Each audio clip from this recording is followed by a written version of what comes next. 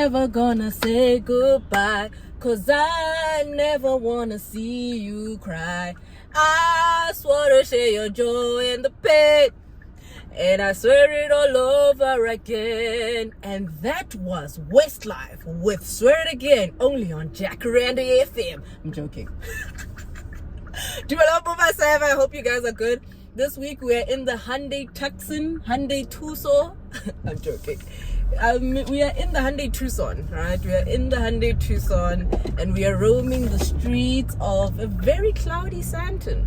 And we're going to do the outside and then the inside, and I'll give you a full verdict. Let's get started with the exterior. Up front, I think it looks very beautiful with this large grille that has a lot of blocks going on. It looks like something out of, a Tetris game or something, like a puzzle. There's a whole lot of blocks going on. You have your daytime running lights on the top there. You have the Hyundai badge slotted in the middle and your headlamps at the bottom there. It looks quite cool, quite futuristic. Looks quite bigger than the Creta and looks like the Creta's older sibling. So that's what I really enjoy about it. And it just has a very distinct and futuristic look.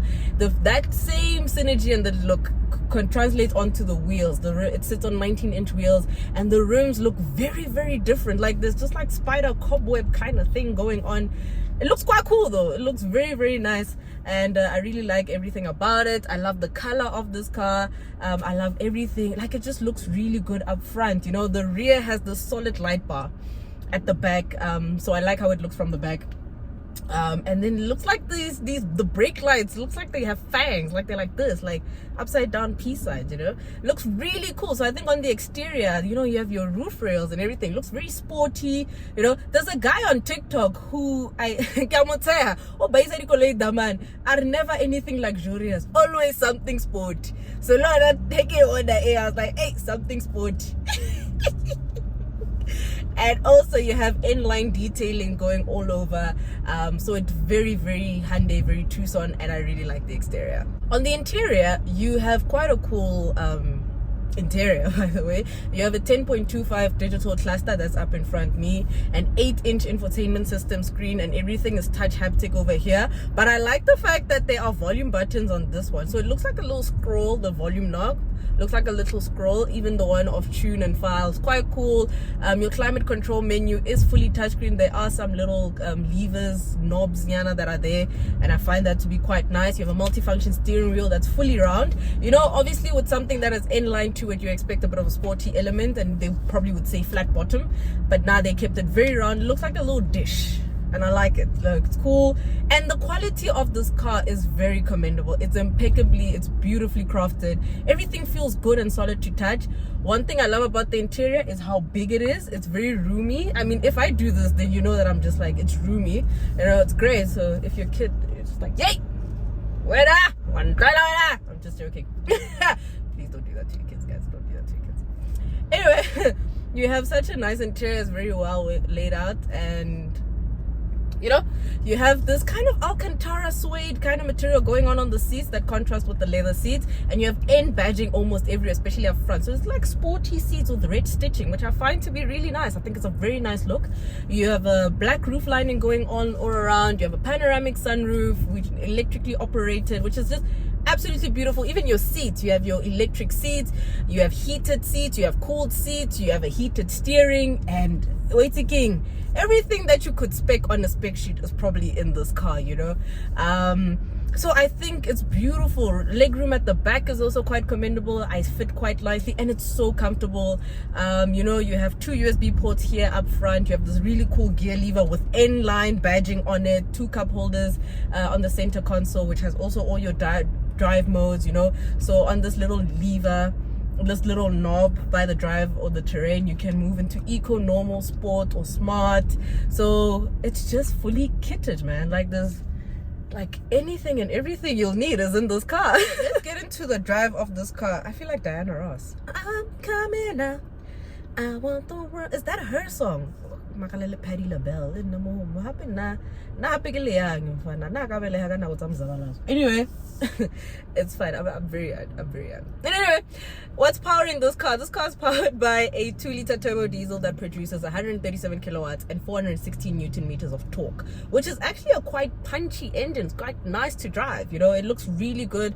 It feels quite good. I thought, you know, with my first stint with the Palisade, I felt like Hyundai kind of has this thing, making big small engines but in big bodies, you know, so then the car becomes heavy and laden, but it's actually quite agile in this one. And when you put your foot down, it really does respond. Gear changes are quite prompt. I think this is one of the nicest gearboxes I've ever like experienced. And this diesel motor is absolutely amazing. It's probably the most efficient car I've driven this year. When I got this car on test, the full tank range was 650 something. I'm currently on 437. I'm nearing a quarter tank, a 3/4 tank. I have done exactly 423.2 kilometers. Guys, that's like driving to what? PLK? I went to PLK and I can come. I don't know. Have I driven to PLK? I don't know. I've driven to Polokwane. May have driven past it. But anyway, that is absolutely frugal. And I'm only doing 6.1 liters to the 100. That is amazing stuff. That is so good. The one thing I have noticed on this car is that there's a little bit of sluggishness, just a little bit, especially when you're going up on an incline and, you know, moving on a bit of uneven terrain. There is a bit of sluggishness that comes about, but it's actually quite nice. And the one thing that I like is that this diesel motor is not too loud. It's not that that very annoying diesel grunt. It's actually just a very nice and normal diesel. So I really do like that, and I think it's a very nice car to drive on a day. Now let's get into the verdict. Hyundai is a brand that I always associate with robustness. I always see Hyundai as one of the most foolproof cars in our market, you know. I mean, in front of me is an Atos Prime GLS. Last one I Atos. Okay, actually not last one because these things are everywhere. Exactly, proving my point. These things just lost. So I've attached it with that. And getting into this, it's an absolutely amazing car. Pricing for this N-Line, this specific model, is 815,900. So quite a lot of money. I mean, I've seen comments of people saying that probably get something like an X1. I forgot the X1's pricing. Maybe it's similar pricing. And yeah, this aims to rival things like the Tiguan. It aims to rival the Sportage, Haval H6 HEV, Cherry Tiggo 8 Pro Max or 7 Pro Max. It's playing in a very, very concentrated segment, but it shines very well on its own. I think this car, before it rebranded, was the iX35. That's what made me familiar with Hyundai. That iX35 nameplate, and then it became Tucson or Tucson, which I think is a very commendable product. On a daily, I'm actually impressed, to the point where I was actually saying to myself, if Hyundai South Africa is watching this review, can I have this car for a long-term test? Can I have this car for 6 months? Because I think this is absolutely a great car. It's perfect for my lifestyle. I drive around a lot. Any car that can yield me such figures, consumption-wise, is the car I need to have in my life. It is absolutely really frugal. It looks good. I love how when you're changing the drivetrain to sport, eco and whatever, it changes the dials on the digital cluster. Everything is easy and within reach. It's roomy, it's spacious.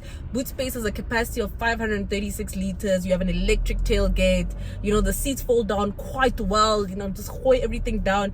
It's a proper, well-rounded family car. And even with the drive, I think it's great. There is maybe a little bit of sluggishness here and there, but you can overlook it. And yeah, so moving, some drawbacks that I have of this car. One being this thing, the sound system. It sounds very old. I don't know, I feel like I'm in the Atos that is in front of me. The sound system, I mean, the Sportage sound system is much more crisp and more refined than this. This doesn't sound good. And I think for a car of its pricing, and I think for me personally, Hyundai and Kia need to partner up with a sound manufacturer, especially for their flagship products or their flagship variants. So with the N-Line and the GT line, it would be nice if it had something like a Bose sound system, or even if they said Sony Beats. Sony Mgongo, man. Do they still make them Gongo? If they don't make them Gongo, then sorry. But those kind of things, man, back into Bose or something, man, or Rakitori, JBL, or it's king. I mean, come out.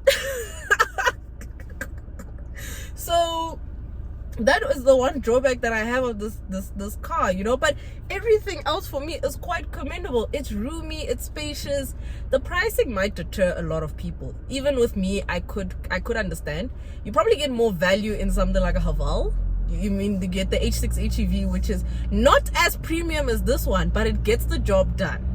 And I can see why a lot of people are always open to comparing all these mainstream brands with Haval, because there's a lot of value there. Or with Cherry, same with the Tiggo 8 Pro Max.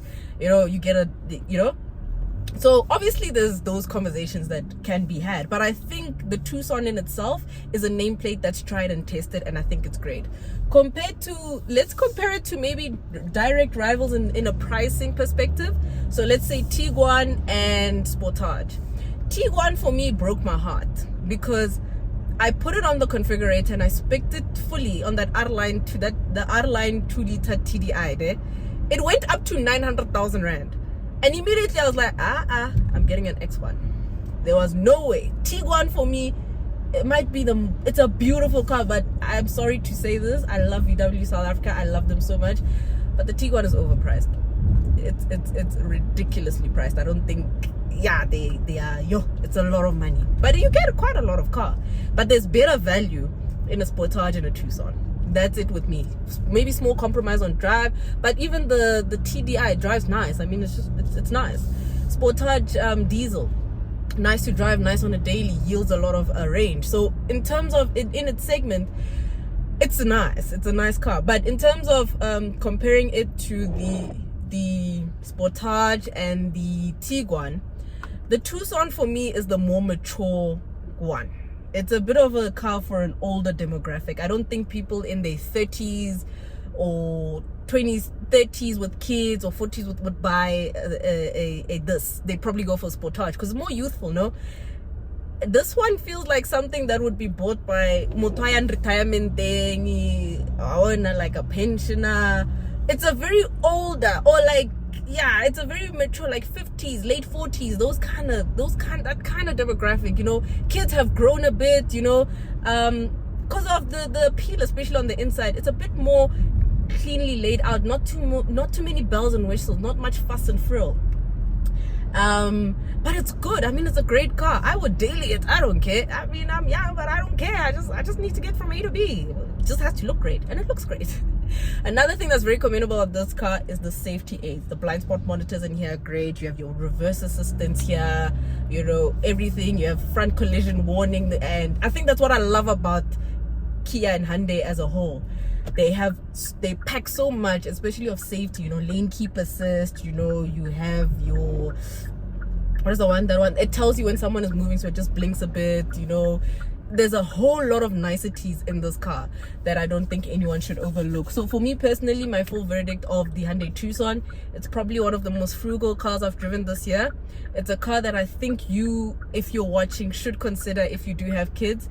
Maybe kids that are grown, probably like kids. I think it will work for kids holistically. Let me not say just those that are grown. And if you're watching and your parents are looking for a new car, I think this is great. Like, I love this. I think this is a very nice car. It looks good, feels good, drives nice, and you know, yeah. So like I said, Hyundai South Africa, can I have this thing on a long-term test, please? I mean, it's great. Ultimately for me, I give the Hyundai Tucson an 8 out of 10. 10. An 8 out of 10, guys. Sukwasan Tabela, and it just, no. I'll give it an 8 out of 10. It looks the part. It's a stunning car. It's spacious. It works well for the family. It would be great on long haul, great on a long distance trip. Easy to park, all those great stuff, you know. The safety aids in here are also very commendable. So kudos to Hyundai for this car. You also have a lot of peace of mind when it comes to buying into Hyundai.